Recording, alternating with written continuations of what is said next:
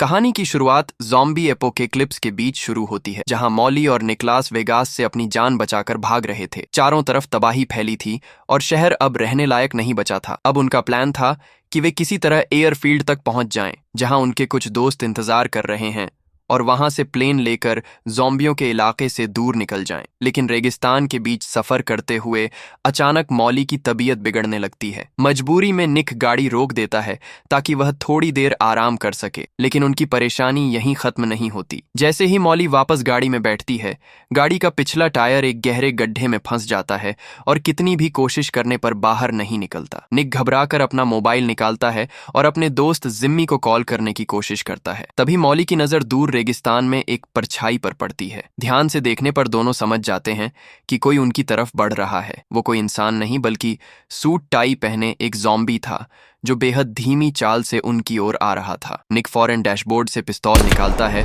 और ज़ॉम्बी की ओर फायर करता है, लेकिन उसका निशाना संगीत बहुत सटीक नहीं होता। कई गोलियां चलाने के बाद वह ज़ॉम्बी के सीने में गोली मारकर उसे गिराने में कामयाब हो जाता है। लेकिन डर अभी यहीं खत्म नहीं होता, क्योंकि कुछ ही पल में वह ज़ॉम्बी फिर उठ खड़ा होता है और उनकी तरफ बढ़ने लगता है। अब दोनों के पास कोई और रास्ता नहीं बचता। वे जल्दी से गाड़ी में वापस बैठकर उसे स्टार्ट करने की कोशिश करते हैं, लेकिन टायर अब भी गड्ढे में फंसा था, जिस वजह से गाड़ी आगे नहीं बढ़ पा रही थी। मजबूरी में वे खुद को गाड़ी के अंदर लॉक कर लेते हैं और सारी खिड़कियां बंद कर देते हैं। बाहर ज़ॉम्बी पूरी ताकत से शीशे तोड़ने की कोशिश करता है, लेकिन वह नाकाम रहता है। कई घंटे बीत जाते हैं और रात हो जाती है, लेकिन ज़ॉम्बी अब भी वहीं खड़ा रहता है, लगातार शीशे पर वार करता हुआ। हालात और भी खराब तब हो जाते हैं जब निक को एहसास होता है कि जल्दबाजी में वह अपना मोबाइल गाड़ी के बाहर गिरा आया है। अब उनके पास किसी से मदद मांगने का कोई तरीका नहीं बचा। तनाव के चलते दोनों के बीच बहस हो जाती है, लेकिन थोड़ी देर बाद वे दोनों शांत हो जाते हैं। अचानक उन्हें महसूस होता है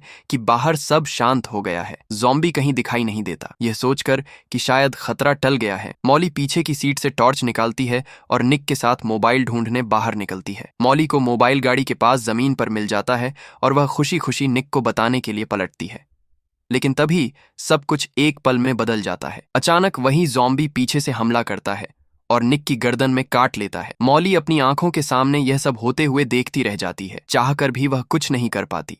और कुछ ही पलों में ज़ॉम्बी उसके बॉयफ्रेंड को पूरी तरह नोच खाता है। डर और सदमे में मॉली भागकर गाड़ी में वापस जाती है। जल्दी जल्दी अपना बैग खाने पीने के सामान से भरती है और वहां से निकलने की तैयारी करती है, लेकिन तभी ज़ॉम्बी फिर गायब हो जाता है। उसे लगता है कि शायद वह बच गई है, मगर अगले ही पल वही ज़ॉम्बी उसके बिल्कुल पास आ जाता है और उस पर हमला करने की कोशिश करता है। इस बार मॉली किसी तरह दूसरी तरफ के दरवाजे से निकलकर अंधेरे रेगिस्तान में दौड़ पड़ती है। किस्मत से वह पूरी रात जिंदा बची रहती है। सुबह होते ही उसे एहसास होता है कि एयरफील्ड अभी भी बहुत दूर है। जब वो अपना बैग चेक करती है तो उसमें बस कुछ बोतल पानी और चॉकलेट बार ही होते हैं, जिन्हें पूरे सफर में चलाना है। थकी हारी होने के बावजूद मॉली हार नहीं मानती और घंटों रेगिस्तान में चलती रहती है। रात होने पर वो एक छोटी सी आग जलाकर आराम करती है, लेकिन उसका पीछा करने वाला ज़ॉम्बी फिर से लौट आता है और उस पर हमला करने की कोशिश करता है। मॉली किसी तरह उससे बचकर एक पहाड़ी की तरफ भागती है और थकान के कारण एक चट्टान पर ही सो जाती है। अगली सुबह वह सुरक्षित जागती है, लेकिन उसके पास ही वही ज़ॉम्बी खड़ा होता है जो चट्टान पर चढ़ नहीं पाता। ये समझते हुए कि ज़ॉम्बी उसकी गंध से आकर्षित होता है, मॉली अपनी जेब से एक चीज निकालकर दूर फेंक देती है। ज़ॉम्बी उस तरफ चला जाता है और मॉली नीचे उतरने की कोशिश करती है, लेकिन वह फिसलकर जमीन पर गिर जाती है। आवाज सुनते ही ज़ॉम्बी फिर उसकी तरफ मुद्दे जाता है। मजबूर होकर मॉली आग के पास रखे अपने बैग की तरफ दौड़ जाती है। ज़ॉम्बी फिर उसका पीछा करता है, लेकिन मॉली समझ जाती है कि वह बहुत धीमा है। डर के बीच वह उसका मजाक उड़ाने भी लगती है और सफर जारी रखती है। कई घंटों बाद वह ज़ॉम्बी को पीछे छोड़ देती है, लेकिन अब उसके पास पानी लगभग खत्म हो चुका था और गर्मी से उसकी हालत बिगड़ने लगती है। तभी रेगिस्तान के बीच उसे एक खाली पड़ा हुआ घर दिखाई देता है। वो अंदर जाती है, लेकिन वहां ना तो खाना मिलता है और ना ही पानी। एक कमरे में पड़ा पुराना गद्दा देखकर वह थोड़ी देर आराम करने का फैसला करती है, लेकिन अचानक उसे किसी के कदमों की आवाज सुनाई देती है। उसका डर सच हो जाता है। वही ज़ॉम्बी जो उसका पीछा कर रहा था वो घर में घुस आता है। मॉली भागकर बाथरूम में छुप जाती है और शवर के पर्दे के पीछे खड़ी हो जाती है। ज़ॉम्बी उसकी गंध सूंघ कर वहीं पहुंच जाता है। हालात और भी भयानक तब हो जाते हैं जब बाथटब में एक बिच्छू उसके शरीर पर रेंगने लगता है। बिना कोई आवाज किए मॉली खुद को संभालती है। आखिरकार ज़ॉम्बी वहां से चला जाता है। मौका मिलते ही वह बिच्छू को मारती है और चुपचाप घर से निकल जाती है। बाहर आकर वह फिर से जिम्मी को कॉल करने की कोशिश करती है, लेकिन अभी भी नेटवर्क नहीं मिलता। उसका आखिरी पानी भी खत्म होने वाला था और दूर दूर तक कोई बस्ती नजर नहीं आ रही थी। निराशा के बीच अचानक उसे फिर वही ज़ॉम्बी दिखाई देता है जो अब भी इंसानी मांस की तलाश में था। मॉली समझ जाती है कि इससे बचना आसान नहीं है। वह पत्थर उठाकर उस पर फेंकती है, लेकिन उससे कोई फर्क नहीं पड़ता। वह ज़ॉम्बी के सिर पर वार करने का सोचती है, लेकिन निक के साथ हुआ हादसा याद आते ही भागने का फैसला करती है। पीछा जारी रहता है। गुस्से और थकान में मॉली ज़ॉम्बी को गालियां देने लगती है। तभी उसे एहसास होता है कि उसकी बेवकूफी ही उसकी ताकत है, क्योंकि ज़ॉम्बी ऊंचाई पर नहीं चढ़ सकता। इस सोच के साथ वह एक पहाड़ी पर बनी गुफा तक चली जाती है और कुछ घंटों तक वहीं आराम करती है। सुबह होने पर वह अपना सामान देखती है, जहां खाने में बस एक चॉकलेट, थोड़ा सा पानी और एक ड्रिंक बची होती है। फिर भी जिंदा रहने की जिद उसे आगे बढ़ने की ताकत देती है। काफी देर चलने के बाद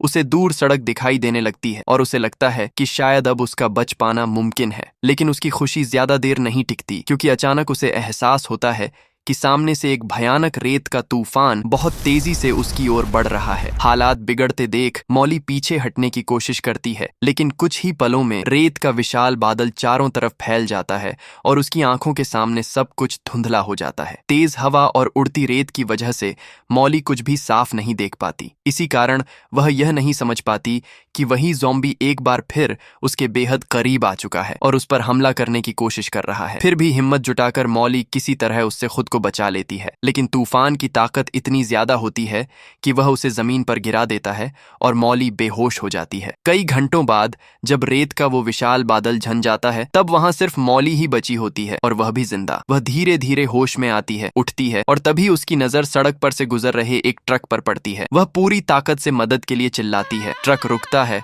और उसमें से दो दोस्त टैड और जसन नीचे उतरते हैं। वे तुरंत मॉली को पानी देते हैं और उसे गाड़ी तक ले जाते हैं। गाड़ी में बैठकर मॉली उन्हें बताती है कि वह एक एयरफील्ड की तरफ जा रही थी, लेकिन रेत के तूफान में उसका बैकपैक कहीं खो गया। ये जानकर दोनों दोस्त बैकपैक ढूंढने निकल जाते हैं और इस दौरान मॉली को पहली बार आराम से बैठने और सांस लेने का मौका मिलता है। वह भी तब से जब से उसका सामना ज़ॉम्बी से हुआ था। वो अपने मोबाइल फोन की बैटरी भी चार्ज कर लेती है, लेकिन जैसे ही वह गाड़ी के सनरूफ में लगे शीशे में देखती है, उसकी नजर एक तस्वीर पर पड़ती है, एक पिता और उसके बेटे की, जो अब मर चुके हैं। यह देखकर मॉली के मन में शक पैदा होता है, क्योंकि तस्वीर में दिख रहा युवक वही कैप पहने हुए था जो उन दोनों में से एक ने पहन रखी थी। उसका शक गहराता है और तलाश करने पर मॉली को एक जैकेट के नीचे कैदी की वर्दी मिलती है। उसे यकीन हो जाता है कि यह दोनों भागे हुए अपराधी हैं। कुछ देर बाद टैड और जसन बैकपैक लेकर लौट आते हैं और मॉली से एयरफील्ड का रास्ता पूछते हैं। मॉली जगह बताने से मना कर देती है, बस उनकी मदद के लिए धन्यवाद कहती है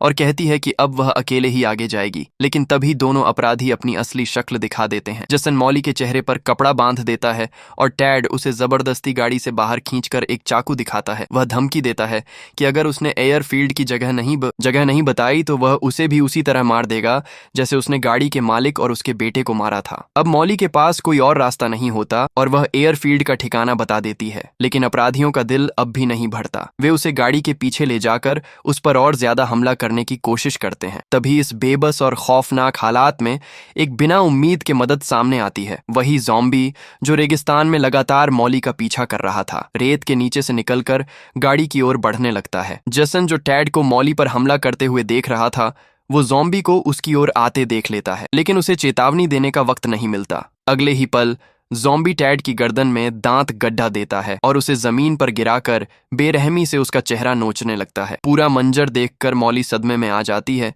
लेकिन खुद को संभालते हुए किसी तरह उठ खड़ी होती है। इसी बीच जसन गाड़ी में बैठकर वहां से भाग निकलता है। यह डरावना नजारा मॉली को उसके अतीत की याद दिला देता है। एक पल के लिए उसे खुद को एक छोटे लड़के के पास खड़ा महसूस होता है जो शायद उसका बेटा है, लेकिन वह जानती है कि रुकने का वक्त नहीं है, क्योंकि ज़ॉम्बी जल्द ही अपना शिकार खत्म करके फिर उसका पीछा करेगा। किस्मत से भागते समय अपराधी के शरीर से एक डिब्बा गिर जाता है, जिसमें कुछ और पानी की बोतलें और एक लाइफ राफ्ट होती है। मॉली जल्दी से राफ्ट में हवा भरती है, पानी की बोतलें उसमें रखती हैं और सड़क की ओर बढ़ने लगती है। ज्यादा देर नहीं लगती और ज़ॉम्बी फिर से उसके पीछे आ जाता है। रास्ते में मॉली को कई पुराने टायर दिखाई देते हैं और उसके दिमाग में एक तरकीब आती है। वह ज़ॉम्बी के गले में टायर बांधकर उसे राफ्ट से जोड़ देती है ताकि वह चलते चलते उसका सामान भी खींचता रहे। ये योजना काम कर जाती है और दोनों रेगिस्तान के बीच आगे बढ़ते रहते हैं। इस सफर के दौरान मौली अपने दिल की भड़ास निकालती है, जो कुछ उसके साथ हुआ और उसका अतीत भी। वह बताती है कि सालों पहले उसने एक बेटे को जन्म दिया था जिसका नाम चेस था, लेकिन अपनी आजाद जिंदगी की वजह से उसने उसे अपनी बड़ी बहन एली के पास छोड़ दिया, क्योंकि वह जानती थी कि वह एक अच्छी मां नहीं बन पाएगी। बातों बातों में वे एक बड़ी चट्टान के पास पहुंचते हैं। मौली ज़ॉम्बी को बांधने वाली रस्सी उस चट्टान से बांध देती है और उसे वहीं छोड़ने का फैसला करती है, लेकिन जैसे ही वह ऐसा करती है, ज़ॉम्बी पूरी ताकत से उसके पीछे आने की कोशिश करता है। यह देखकर मौली के मन में अपराध बोध जाग उठता है। अपने ज़मीर से लड़ते हुए वह ज़ॉम्बी के सामने खड़ी होती है और उससे वादा करती है कि अगर वह ठीक से बर्ताव करना सीखे तो वह उसे आजाद कर देगी। मौली टायर खोल देती है और ज़ॉम्बी को मुक्त कर देती है। ज़ॉम्बी तुरंत उसकी ओर बढ़ाता है, लेकिन मौली सख्ती से उसे रुकने का आदेश देती है। हैरानी की बात यह होती है कि ज़ॉम्बी उसकी बात मान लेता है। अब ज़ॉम्बी पूरी तरह उसके काबू में है। इसके बाद मौली ऊंचाई पर एक और अलाव जलाती है। शाम ढलते ही वह अपने नए साथी को अपने अतीत के और भी किस्से बताती है। वह बताती है कि वह और उसका बेटा कभी डोरी से जुड़े 2 डिब्बों से चाइनीज विस्पर खेला करते थे। बेटे से अलग होने के बाद से मौली चेस की आखिरी याद के तौर पर उन डिब्बों में से एक हमेशा अपने साथ रखती आई है। ये सब बताने के बाद मौली रात भर आराम करती है। अगली सुबह वो और ज़ॉम्बी सड़क तक पहुंच जाते हैं। ठीक उसी समय कई सैन्य गाड़ियां वहां से गुजरती हैं। डर के मारे मौली अपने दोस्त को सड़क की दूसरी ओर छिपा देती है ताकि सैनिक उसे मार ना दे। लग रहा था कि किसी ने उन दोनों को नहीं देखा, लेकिन तभी एक सैन्य वाहन बीच सड़क में रुक जाता है और आसपास की जांच शुरू कर देता है। मौली ज़ॉम्बी को चुप रहने का इशारा करती है और खुद सैनिकों से बात करने चली जाती है। वह कहती है कि वह एयरफील्ड पर अपने पति से मिलने जा रही है। ये बात सैनिकों को शक में डालती है, लेकिन फिर भी वे उसे आगे जाने देते हैं। तभी ज़ॉम्बी मौली की बात नहीं मानता और सैनिकों के सामने आ जाता है। सैनिक तुरंत उसकी ओर बंदूकें तान लेते हैं। मौली फौरन उसके सामने खड़ी हो जाती है और सैनिकों से विनती करती है कि वे गोली ना चलाएं। यह अजीब सा नजारा देखकर सैनिकों को यकीन हो जाता है कि ज़ॉम्बी ही उसका पति है। फिर मौली रास्ता साफ करने की बात करती है ताकि वे दोनों आगे बढ़ सकें, लेकिन तभी उनमें से एक ज़ॉम्बी के पैर में गोली मार देता है। ये देखकर मौली को इस बेरहमी से घिन आती है। वह ज़ॉम्बी की मदद करने की कोशिश करती है, लेकिन गलती से वह ज़ॉम्बी उसकी उंगली काट लेता है। मौली तुरंत समझ जाती है कि इसका क्या मतलब है। वह भी जल्द ही ज़ॉम्बी बन जाएगी। वो भागकर अपना बैग खोलती है और जख्म पर दवा डालकर उसे डिसइंफेक्ट करने की कोशिश करती है, मगर जल्द ही उसे एहसास होता है कि इन्फेक्शन उसकी उंगली में फैल रहा है और वह भी जल्द ही ज़ॉम्बी बन जाएगी। हताशा में मौली अपना हाथ जमीन पर रखती है और पास पड़े एक पत्थर से संक्रमित उंगली पर जोर जोर से मारने लगती है, जब तक कि वह उंगली अलग नहीं हो जाती। दर्द और पीड़ा के बावजूद वह खुद को ज़ॉम्बी बनने से बचा लेती है। फिर वह अपने बैग से टेप निकालकर हाथ पर पट्टी बांध लेती है। इसके बाद वह वापस सड़क पर लौटती है। वो ज़ॉम्बी से नाराज भी थी जिसने उसे काटा, लेकिन फिर भी उसे जमीन पर घायल पड़ा देखकर उसे अफसोस होता है, क्योंकि गोली लगने के कारण वह चल भी नहीं सकता। अब मजबूरन मौली उसे एक डिंगी पर लिटाकर सड़क पर घसीटते हुए आगे बढ़ती है। कुछ देर बाद उसे दूर एयरफील्ड दिखाई देता है, लेकिन तब तक उसका ज़ॉम्बी दोस्त आगे बढ़ने की ताकत खो चुका होता है। मौली उसे उठने के लिए कहती है, लेकिन ज़ॉम्बी अपने सूट की जेब की ओर इशारा करता है। मौली जेब चेक करती है और उसे एक वॉलेट मिलता है जिसमें उसकी पहचान होती है। ज़ॉम्बी का नाम डेरिल था जब वो इंसान था। उसे एक तस्वीर भी मिलती है जिसमें डेरिल एक युवा महिला के साथ था जो शायद उसकी पार्टनर थी। मौली समझ जाती है कि डेरिल भी उसी की तरह हालात का शिकार था। वह अपने दोस्त को आखिरी दया देने का फैसला करती है। सड़क से एक बड़ा पत्थर उठाकर वह डेरिल के पास जाती है और रास्ते में उसकी मदद के लिए उसका धन्यवाद करती है। ये खत्म कर देती है। इसके बाद मौली अकेले सड़क पर आगे बढ़ती है और आखिरकार एयरफील्ड पहुंचती है। वहां आसपास सभी जगह सुनसान लगती है, लेकिन उसे बीच में खड़ी एक लाल कैडिलक दिखती है। जैसे ही वह पास जाती है उसे गोली चलने की आवाज सुनाई देती है और वह तुरंत गाड़ी के पीछे छिप जाती है। दूर से उसे दिखता है कि गोली चलाने वाला जिमी है। जब जिमी को एहसास होता है कि मौली अभी इंसान है तो वह फायरिंग रोक देता है। सब साफ हो जाने पर मौली बताती है कि रास्ते में उसका बॉयफ्रेंड मर गया। जिमी भी बताता है कि उसे भी रास्ते में ज़ॉम्बी मिले थे। उसका एक साथी काटा गया था, लेकिन उसने यह बात छिपाई। जैसा कि होना था वह ज़ॉम्बी बन गया और बाकी लोगों को भी संक्रमित कर दिया। लेकिन जिमी किसी तरह बच निकला और उसने उन सभी संक्रमित लोगों को एयरफील्ड के एक वेयर हाउस में बंद कर दिया। जिमी के साथ उसका मैकेनिक दोस्त रॉबी भी जिंदा था, जो शहर से भागने के लिए प्लेन ठीक कर रहा है। आखिरकार जहाज तैयार हो जाता है और तीनों मेक्सिको जाने की तैयारी करते हैं। लेकिन आखिरी पल में मोली रुकने का फैसला करती है। उसे अपनी बहन और बेटे की चिंता सताने लगती है। वो एयरफील्ड के स्टेशन पर जाकर अपनी बहन को कॉल करती है, लेकिन हर बार कॉल वॉइस मेल पर चला जाता है। मोली को डर लगता है कि कहीं कुछ बुरा तो नहीं हो गया। वह बार बार कॉल करती है और आखिरकार दूसरी तरफ उसके बेटे की आवाज सुनाई देती है। लड़का बताता है कि उसकी मौसी और गोद ली हुई माँ कई दिनों से लापता है